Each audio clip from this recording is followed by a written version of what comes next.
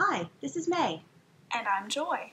Welcome to the QWERTY Writing Life Podcast, where we have candid chats about our creative lives.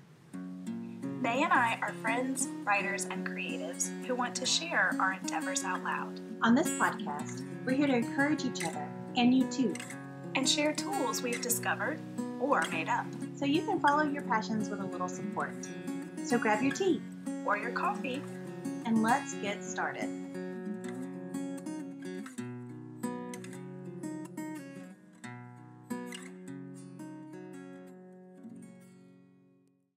Hello everyone, it's another week, and this week is Thanksgiving week. If you're in America, if you're listening to us from another country, it's just another week and that's cool too. But any week is perfect to be thankful. Exactly. And that's what we're talking about tonight. Thanks for the save, Joy. You are so welcome. That's what I'm here for. It's true. It's true. So we are talking about what we are thankful for since this is the 6-month anniversary of QWERTY Writing Life Podcast. 6 months. 6 whole months. Goodness. I can't believe it. It's pretty remarkable, I must say. Yeah. We somehow have managed to continue doing this for 6 months. And it's not an easy job, guys, but we've gotten such a good response and a lot of support from you guys, and we are so thankful for that. Let's go into our creative weeks first, and then, also, you might notice that Joy and I are sitting beside each other. Yes. We have had a lovely day of working together and hanging out, and it's just been incredible. Yeah, Joy had a speaking gig in the town that I live in, so we just made a whole day of it. She did a wonderful job. And then, thank you. You're welcome. And then she came and hung out with me, and we have been working a lot on QWERTY Writing Life things. Yes. Very all nice. the things. All the things. So that is actually part of my creative week. That I'm doing the final touches on Finders Keepers and with and without Joy. So True. And that's been great. I've also been, I started the revision process for my fiction novel. So I can hopefully get it to the content editor by the due date. Yay. So proud of her. Thanks. Go give her a big round of applause because she's just amazing. Yay. It's been a struggle, and it's been a struggle over like personal things. Like I've been having to overcome personal emotions that are scary, and so fortitude and persistence and just the doggedness that Joy shows in all of her projects. I'm trying to encompass all of that so that this revision will get done. You can do it. I have total faith. Thanks. Yay. All right, so my creative week has mostly been spent in formatting our book. And the thing that is, well, formatting can be very frustrating, to be perfectly honest. But the amazing part of it is you kind of take all these pieces and parts and this thing out there somewhere of this concept of putting this all together in the form of a book that people will want to pick up and will want to read. And you take all of these things and this concept, and then you turn it into something that is pretty and is a nice package and will draw the people in. And so that is really pretty cool. So I have to say, minus all the frustration and the, non-QWERTY approved words through the process, because let me just tell y'all, there are moments, but it's going to be good. And thinking about the things that we are thankful for actually helps these hard moments, helps us get through these hard moments. And one of the things, we will have a big announcement at the end. Yes. So we hope that you guys will stick with us. This is going to be a shorter episode, so just stick with us. I promise. You are going to be, oh, wow. It's so big. It is. It's so big. We want you to know it. Yes. In a minute. So what are we thankful for? Well, first of all, we have been examining our gratitude and our thankfulness for this is the second episode, I believe, that we did an episode a few weeks back where it was thanks for the motivation, and we were thanking all of the mentors and the people who have been so instrumental in making all of this happen and encouraging and supporting and inspiring us. And so now we wanted to look specifically at, because here we are at the 6-month mark for QWERTY Writing Life, And so we wanted to reflect on that, see how far we've come, which is, it's pretty far. It's pretty, wow. Yeah, it's really staggering when you put it all together in bullet points. It really is. It really is. So, you know, in this month of thanks, we wanted to focus on that. And I just have to say that when we take the time to examine all we have to be thankful for, it's a lot harder to be grumpy curmudgeons. I agree. So, I agree. We're saying don't be a grumpy curmudgeon. Yes, no complaining. Mm-hmm. Mm-hmm. So I guess I'll start with, there are things that QWERTY Writing Life Podcast that has given me personally, and you wouldn't know it by the way I'm speaking tonight. So, but the first one that I am so thankful for is the fact that I have been able to take these thoughts and these swirling mist of ideas and turn them into words to share them with you guys. And just being able to articulate the things that are in my mind, I feel more confident about the skills that I've learned in the last decade, over a decade now. Ooh, it's been a while.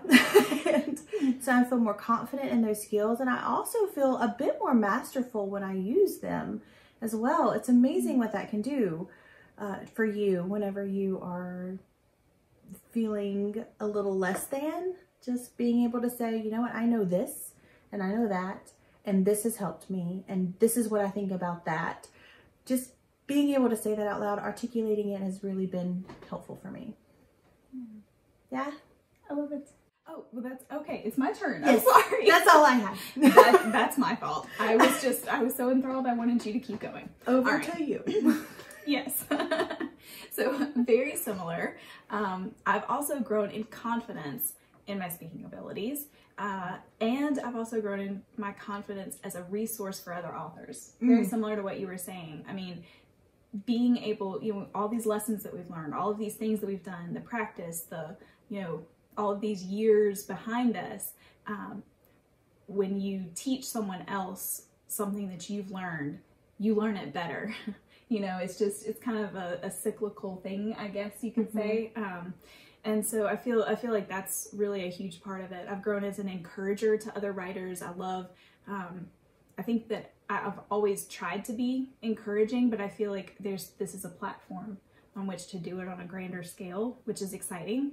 And then as a leader in the business that I founded, so in my press, you know, I'm learning how to be a leader, to be a publisher, like to have those roles, and be confident in that. And then I've gained all that while taking this wild ride with my writing bestie. That's me. So that makes it super fun. Yes. Yes, it does. I actually want to add one in here too that is not bullet pointed. So just, you know, impromptu. I wanted to add that I knew nothing about podcasting, about how to record a podcast, about what tools we should use, about editing, about any of this stuff. And so this is probably the first endeavor that I knew nothing about, and I had to learn something from scratch in a really long time. That's true. And it just reminded me that I am a learner, that I am a lifelong learner, that learning is important, and growing yourself in something new is an important skill that we should maintain and continue. Yeah, definitely. Yeah? Yes. Oh, that's a good one. Thanks. All these extra things to be thankful for. So from there, looking at professionally, you know, looking at QWERTY as our kind of brand, as our thing, you know, some of the things that we've done over the last 6 months, it's pretty amazing. It is pretty amazing. So something that happened super recently is that I got to see my very first book cover, spine and back cover. And wowee, guys, that's some emotions that you have to filter, because I don't know. I don't even know how do you describe that? Like, it's super hard to process and explain. It's just incredible. You just see your name on it, to see the spine, to see how everything is so beautiful and professional and fun all at the same time. Like, it is just really a professional and friendly book, which is exactly what we wanted it to be. And then we were working on book description, and we're working on all of these little details. And it's like, it's not just writing the book. Now we are actually producing the book, which is just kind of crazy to me. Like, it's just, I don't know how to explain it other than that. That is true, because, and it's especially amazing when you think about the fact that this has happened within the 6-month period of time. We have written, revised, edited, and will publish this book. Yes. I mean, we'll nick a time kind of thing for the end of the year. But... It will come off, the book will come out like a week past our 6 months. Yes. Because we launched on July 4th. Was that? June 4th. June 4th. Yeah. So, and the book comes out December 10th. So just over our 6-month mark, there's a whole entire book out in the world, which is amazing. That is amazing. I will say, though, that we started outlining the concept of this book before 6 months. We just wrote our first draft of it within this last 6 months. And that is an important thing to be very clear on. Yes, there was a lot of preparation before the 6 months for this particular book and this concept. So we've also had guest speaking opportunities, including speaking for a creative nonfiction class, which was a lot of fun that we got to do together. Yes, and that was actually our first speaking event that we've done together. So that is with real life people sitting in desks while we share our stuff. So, and that's kind of similar to this right now, because we're sitting beside each other and we're getting to look at each other and have that interaction. But the audience is a video camera. Hello. You're so pretty. Well, yes, you are, first of all.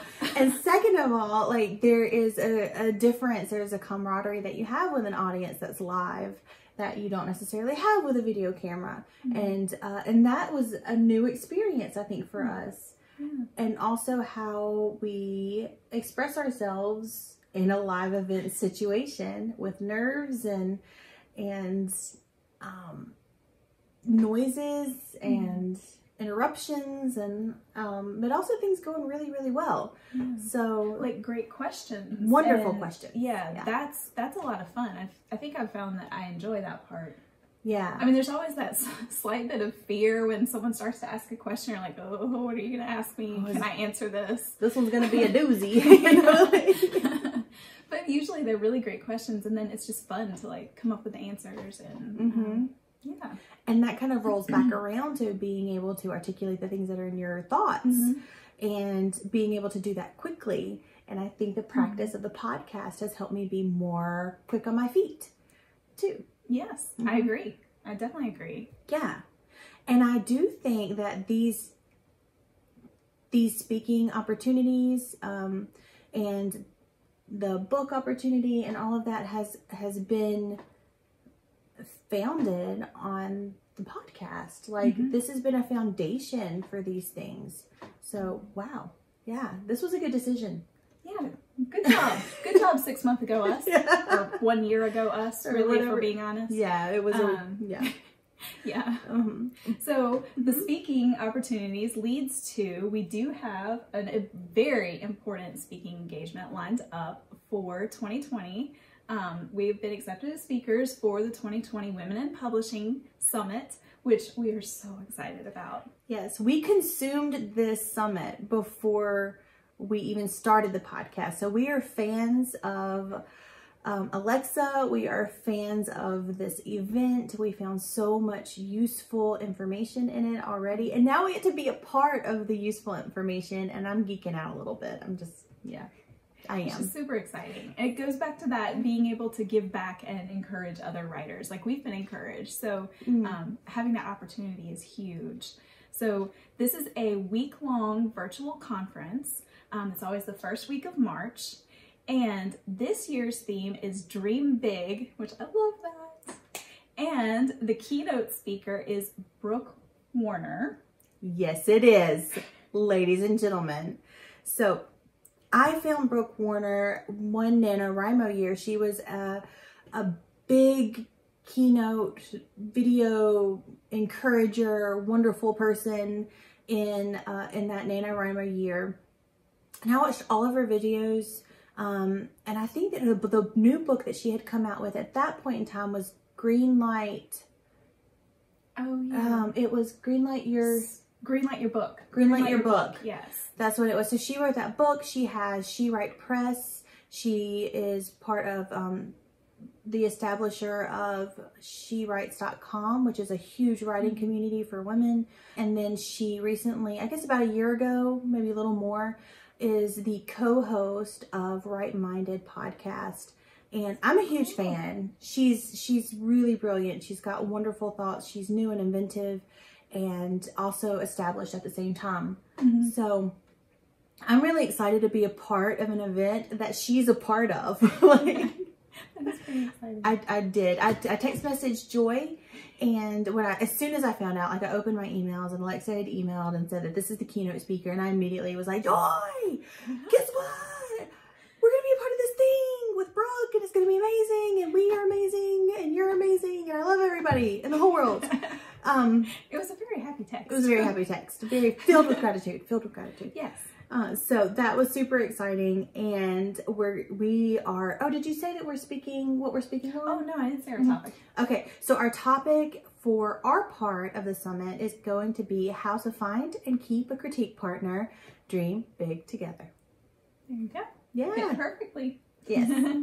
We have, as of right now, 30 fabulous shows that you can listen to anytime that you would like to on any of the podcast hosts or on YouTube. So if you want to see what our faces look like right beside each other, go to your YouTube and find QWERTY Writing Life and subscribe and ring the bell and see our faces. We didn't just, throw together 30 episodes. We are actually really proud of the content that we have been producing.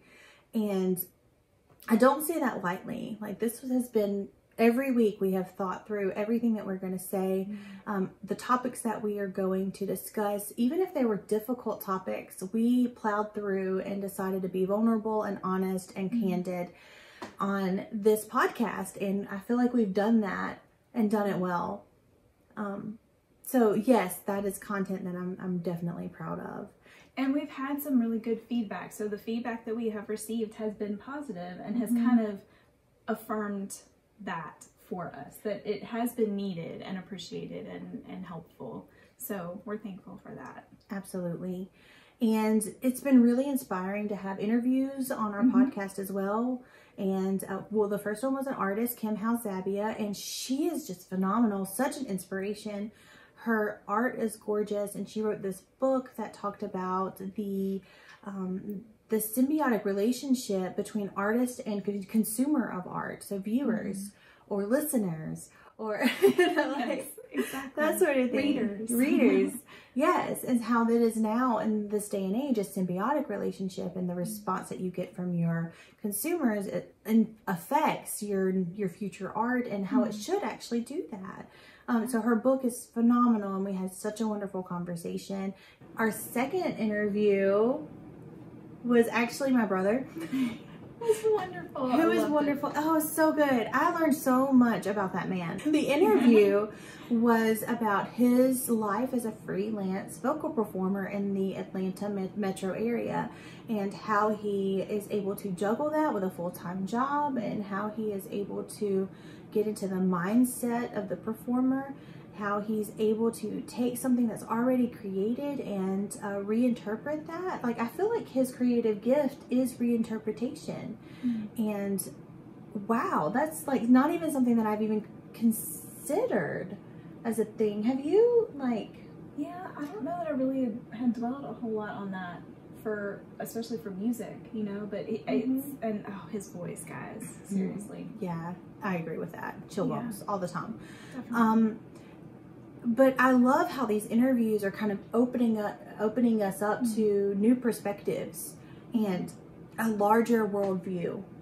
I feel like that is so important. And hopefully it's important for you too, and hopefully it does the same thing for you. I just find it really fulfilling. Yeah, I think that it's definitely, obviously our focus is on writing. So of course that's what we tend to talk about most, even though we try to relate it back to other creative endeavors and outlets and such.